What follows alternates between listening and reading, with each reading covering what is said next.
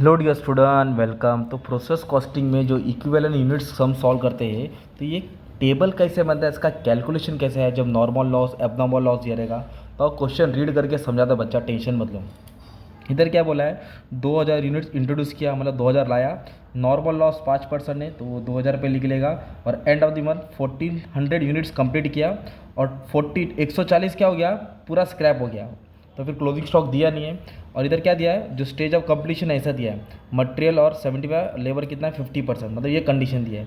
तो अभी अपने को कैसे, और इधर नॉर्मल लॉस का वैल्यू दिया। तो सबसे पहले अपन ये देखेंगे कि इनपुट लाया कितना था। इनपुट लाया था 2000, तो इधर हमने 2000 लिख दिया। सिंपल, इनपुट 2000 मतलब लाया 2000, उसमें से उन्होंने तैयार कितना किया, एंड ऑफ द 1400 यूनिट्स फिर कंप्लीटेड।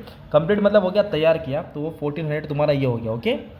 और इसमें से क्या बोला है, 140 है ना स्क्रैप है, मतलब 140 स्क्रैप है।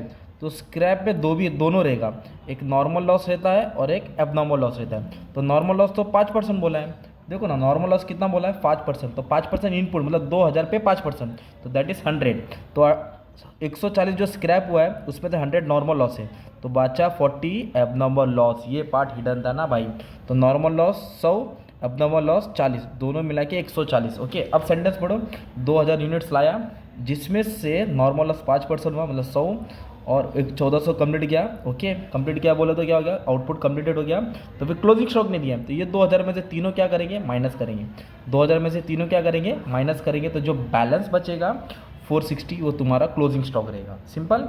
और इधर कंप्लीशन क्या दिया, मटेरियल 75% बोला है और लेबर है ओवरहेड 50%। मतलब क्या करना पड़ेगा, जो क्लोजिंग स्टॉक रहेगा ना, मटेरियल में इधर तुम लोग 75% मारेंगे और इधर कितना मारेंगे 50%। 50%, ये पार्ट मेन था, मेन तो यही नहीं आ रहा था तुमको।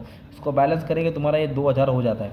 अब देखेंगे ना, तो जो फ्रेश कंप्लीट है ना, यूनिट्स जो कंप्लीट किया, तैयार किया, उसको पूरा 100% देगा, मटेरियल को, लेबर को, ओवरहेड को, फिक्स है। तो ये 1400 आएगा। ओके, नॉर्मल लॉस को नहीं लेते, एबनॉर्मल लॉस को लेते, और एबनॉर्मल लॉस का भी 100% ही लेते, तो 40 आएगा।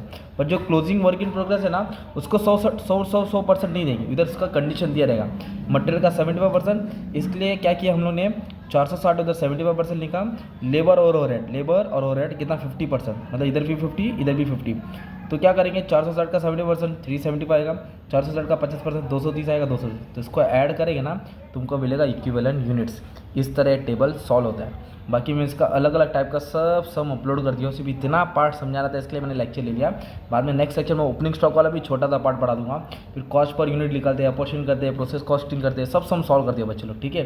तुम्हारे लिए अपलोड भी कर दिया, बाकी जितना भी चैप्टर है करा दिया। बस छोटे से प्रैक्टिस करो, धीरे धीरे आ जाएगा। ओके, मेन ये पैराग्राफ ही नहीं समझ में आ रहा था ना, क्या अभी थोड़ा ट्राई करेंगे तो आ जाएगा। पहले टेबल बनाओ, जो इनपुट है उसको लैब पर रखो, जो जो इन्फॉर्मेशन दिया और जो बच्चे का बैलेंस आ जाएगा। हर क्वेश्चन में घुमा फिरा के अलग अलग दिया रहेगा।